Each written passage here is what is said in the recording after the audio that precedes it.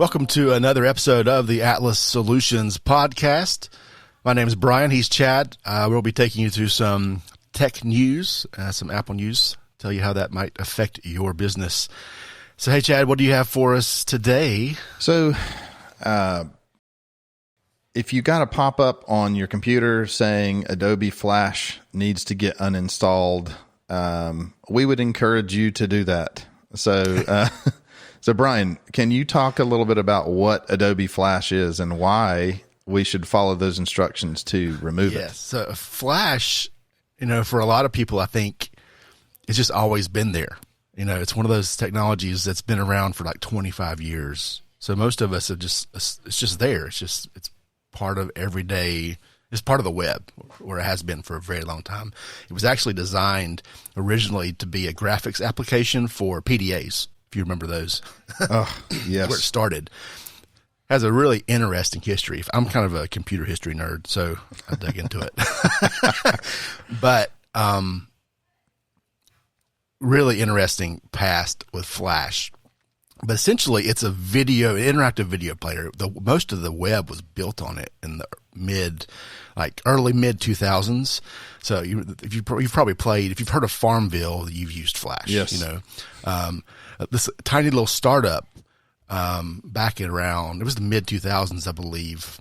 This little startup called YouTube built their platform on Flash. Until like 2013, they started moving to HTML5. So Flash has been there forever, but it has always been a security issue from the beginning. And that's partly because of just the architecture of it. So it's the way it's written, it's very easy to slip in code, into Flash commands basically to take over systems. So, I think the demise of Flash probably began. Steve Jobs actually gets credited a little bit with that after the iPhone came out, because it wasn't ready for mobile, and that was kind of the big turning point for Flash going downhill.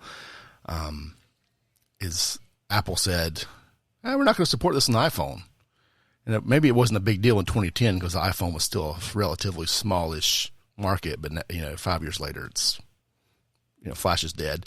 And I was actually surprised when I saw the headlines about Flash finally being turned off, because I thought it was done already. Yeah. Because they announced it like 3-4 years ago. Their Adobe is not supporting Flash anymore. So yes, we do recommend definitely turn it off, because if you don't uninstall it, it will stay on your system. And it's one of the top 10 security issues out there. The Cybersecurity and Infrastructure Security Agency has Flash attacks on the top 10 attacks in the last 2 years. So it's still being targeted by malicious actors. It's definitely a gateway into your computer to put some bad things in there. So, yeah, and from a practical standpoint, I mean, even as soon as this week, I had a customer reach out and they were concerned because an application that they use needed Flash. And so they reached out to the developer and they said, okay, we'll be ready this week with the HTML5 version, because it's like, oh, okay. So there's still some stuff out there. But another practical thing I've seen, just boots on the ground, is, the Flash updater. It'll be Adobe Flash.dmg. Well, that looks good, right? And it popped up and told you that you needed it. So I've seen it a million times. It's easy to take a hacked piece of software and just call it Adobe Flash.dmg, and then you install whatever it tells you to do, change the logo, and you're done. Yeah, because Flash has trained us to update it every time you launch it. Right. Basically, because there's always a security hole. There's always a patch that has to be done. So every time you go to anything that needs Flash, it says, oh, you need the latest version.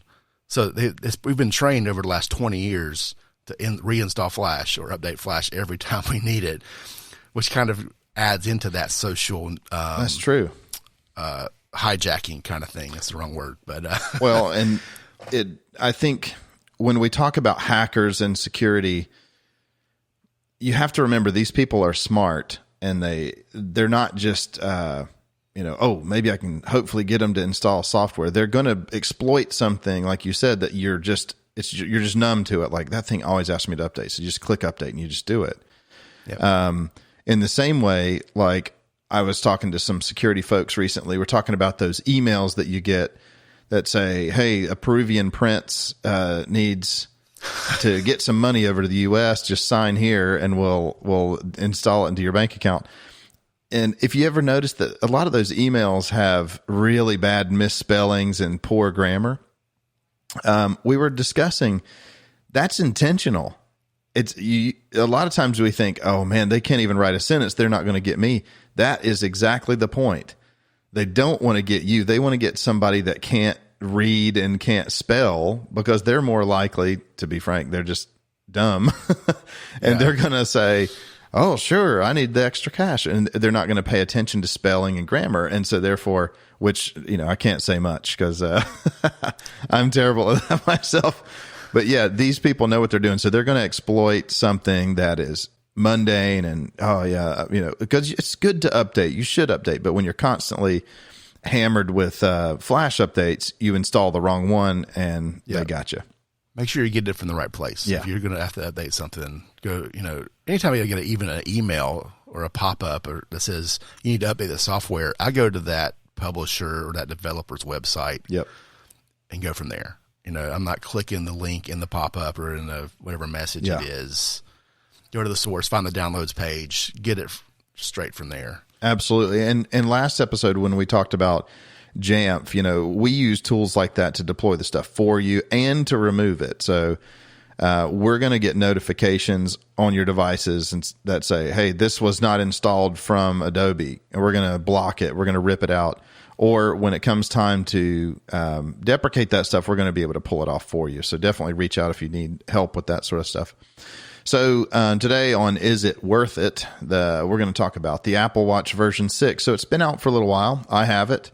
You got your wife the 6 for Christmas, right? Correct. Yeah, and I have the 5 myself. So I want to talk a little bit about what happens on the upgrade process when Apple releases something new, because you look at it and you think, okay, what's new with the version 6 here? Well, it's got a blue case. Okay, is it worth upgrading? Well, there's a couple of things, and being a user, if you go to the compare page, you'll see that the 6 comes with just a few things that are new. One, the blood oxygen app. I think that was kind of the big push with really early in the whole coronavirus thing. People were concerned about blood oxygen levels and making sure that they had enough blood oxygen and their breathing is okay. So they added the blood oxygen app, which is, to be honest, I think I used it the first 2 or 3 weeks just because, oh, cool, I've got a new button. I don't really pay a ton of attention to it. I think it will prove itself better in the future when we have lots of data and we can go back and look at the history of our blood oxygen. It also has the ECG app, so it's just going to check your heart. So some of the heart stuff, and I'm a huge proponent for health apps on the phones and watches, and the Apple Watch is especially good at that because it's going to grab your heart rate. It's going to grab this blood oxygen.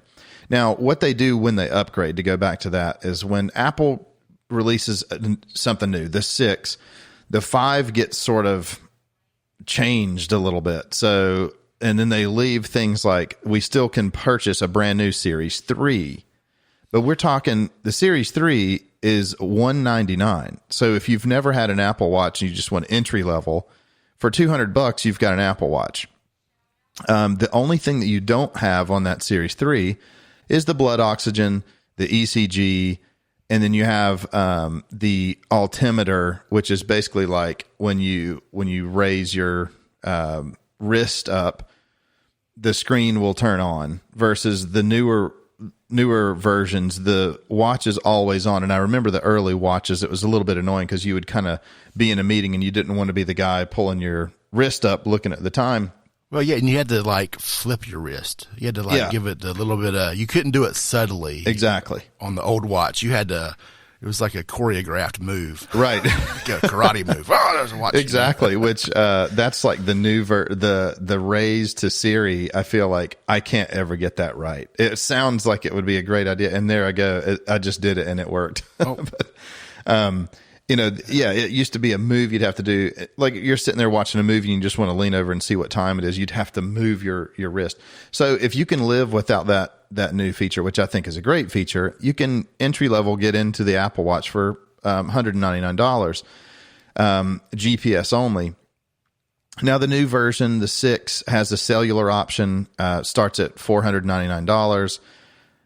I personally like the cellular just for the fact that when I'm out on a run or a bike ride, I don't want to have my phone tethered to me. So it's nice to be able to, in an emergency, get a text or a phone call to the watch. So rarely use it. And there is a monthly cost as well with your provider to have the cell turned on. So when you look at that, is it worth the 6? I'm going to give it a no. I'm going to say, if you've already got a 5, it's probably not worth upgrading this time. If you're new to the Apple Watch, sure, it might be a great option. But if you're looking more budget, you could get the SE, which is sort of that middle of the road. The SE is sort of like the 5 rebranded. It's kind of like or I guess you could say maybe the 4. I don't know exactly the features that are missing, but the SE comes with a little bit of the same features that you're going to get on the 6, but just kind of like I said, a couple years behind. So you've got the Retina display, but it's not always on. It's you got to raise it up. It does not have the blood oxygen or the ECG. So you're going to get the altimeter. You're going to get some family sharing, which I'm not totally sold on this, but I have a couple of little kids, and Apple is trying to push, getting all your kids an Apple Watch so you can see where they are at all times. Huh. And, I think the thought is great. It's probably their easy way to compete with, I can't think of the name of the other watch. But there's a little watch you can get for children. And it basically is just, you can just make calls to it and they can see what time it is. And you just GPS, you kind of know where they are at all times. That I think is great. I do think that $329, or I guess on the non-cellular version, which is, it kind of defeats the purpose then. If your kid's, at a friend's house or down the street, GPS is okay, but you can't call. So GPS is $279. GPS plus cellular is $329. So I'm looking at $1,000 to get all my girls a watch. That's more than likely going to get broken or lost. So, with that strap, I can see it being a hand-me-down. So, like, if you're you'd like to get a watch every year. Yep. Or like 2 years from now, maybe your oldest gets an Apple Watch, gets the hand-me-down with the GPS on it. Yeah. I can, cause that's kind of how our iPads work in my house. Yeah, for sure. Someone gets a new one. Everyone gets a new one when someone gets a new iPad because they just rotate down.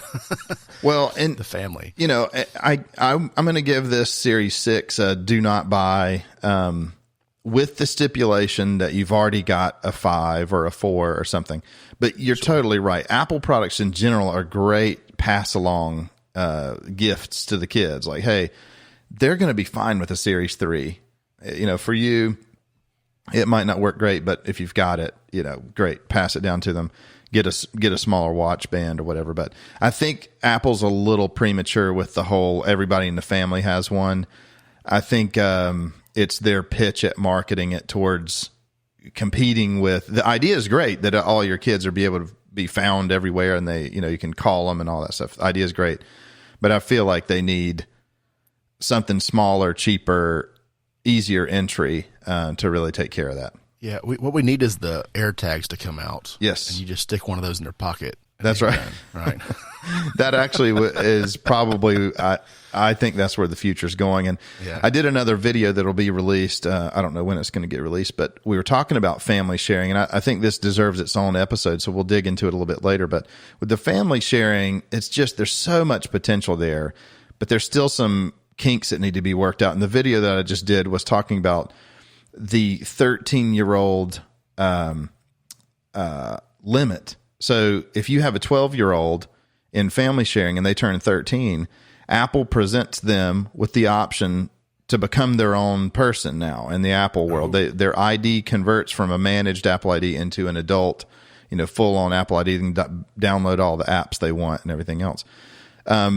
It's pretty dangerous, especially as a parent, if you don't know that, because you have a 12-year-old and 1 minute everything's fine, and then they turn 13 and now they have TikTok and Instagram and you didn't even know it. So that literally happened this week. So I promised my friend a video about that. So be on the lookout for that. If it's done already, I'll add it to the show notes here and we'll share. But yeah, so for me, even though I have the Series 6, I'm thinking it's a do not buy unless scenario. So maybe say do not upgrade. Yeah, that's better. If you're buying new, like I have a 5, I had no interest in going from 5 to 6 because there wasn't enough features. Right. For me. My wife, I bought her one. She was on the original Apple Watch. Oh, yeah. So it was a big leap. Yeah, in that case, do upgrade. Yes, please upgrade. Well, thanks for joining us, everybody. Leave in the comments what you think. If you have the Series 6, let us know what you think. If you have questions about Adobe Flash or MDM or anything that we've discussed, please feel free to reach out. We'd love to answer your questions. And we will see you next time. Thanks for listening.